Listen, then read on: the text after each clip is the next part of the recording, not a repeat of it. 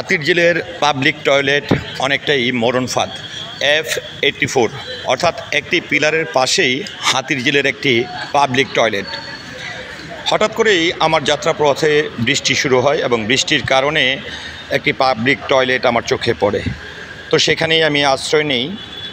সেই পাবলিক টয়লেটটি সম্পর্কে যদি একটু আপনাদেরকে আমি ধারণা দিতে চাই কিংবা কর্তৃপক্ষের সুদৃষ্টি কামনা করছি, সেটি হচ্ছে যে আমরা পুলিশ প্লাজা হয়ে বাড্ডা রোডে প্রবেশের আগেই হাতের বাঁ পাশে কিন্তু এই F84 একটি পিলার রয়েছে, ল্যাম্পপোস্ট। আর এই ল্যাম্পপোস্টের পাশেই এই পাবলিক টয়লেটটি।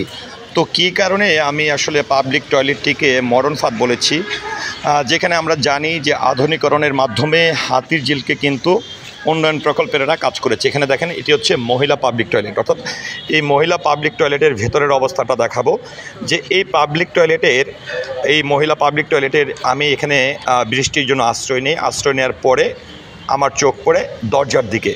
তো দরজার এখানের যে মেইন দরজাটি ছিল সেটি সম্ভবত চুরি হয়েছে। তারপরে আমার একটু ভেতরে ভয় লাগছিল।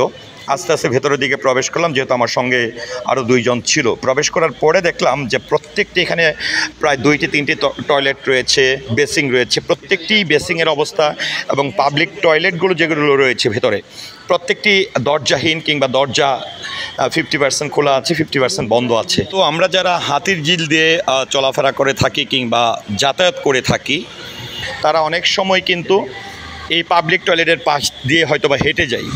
এই যে পাবলিক টয়লেটের পাশ দিয়ে হেঁটে যাওয়ার পথে যদি কোনো ছিনতাইকারী বা কেউ যদি মনে করে যে কাউকে অপহরণও করবে, তাহলে কিন্তু ছিনতাইকারীরা খুব সহজেই যে কোনো মানুষকে টান দিয়ে যদি কিনা এই পাবলিক টয়লেটের ভেতরে ঢুকিয়ে ফেলে, তাহলে এই হাতিরঝিলের কোনো মানুষেরই কিন্তু বোঝার কোনো উপায় নেই যে এটার ভেতরে ছিনতাই হচ্ছে।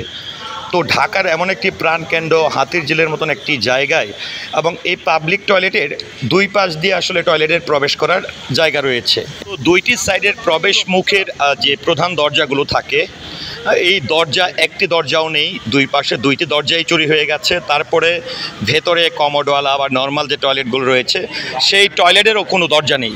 তার মানে আপনি ধরে নিতে পারেন যে এই টয়লেটগুলোর এই পাশ থেকে, বিশেষ করে আমি আবারও হাতিরঝিল কর্তৃপক্ষ যারা রয়েছেন, গণপূর্তের যারা রয়েছেন, তাদের সুদৃষ্টি কামনা করছি যে এটি যদি আসলে অকেজো কোনো টয়লেট থাকে, তাহলে কিন্তু সেটি যদি মেন যে দরজাটি সেটি বন্ধ থাকলেও কিন্তু একদম বাইরে থেকে যদি কেউ দাঁড়ানো থাকে যাত্রী ছাউনির মতন করে যে ছোট্ট জায়গাটি রয়েছে, তাহলেও মানুষ বোঝা যাবে। কিন্তু এখানে যদি কোনো ছিনতাইকারী মনে করে কারো কাছ থেকে কিছু ছিনতাই করবে, বা কারোর উপর কোনো আসলে জেদ খাটাতে চায়, তাহলে কিন্তু টান দিয়ে শুধু এই পাবলিক টয়লেটের ভেতরে নিয়ে গেলেই বাইরের পাবলিকের বোঝার কোনো উপায় নেই।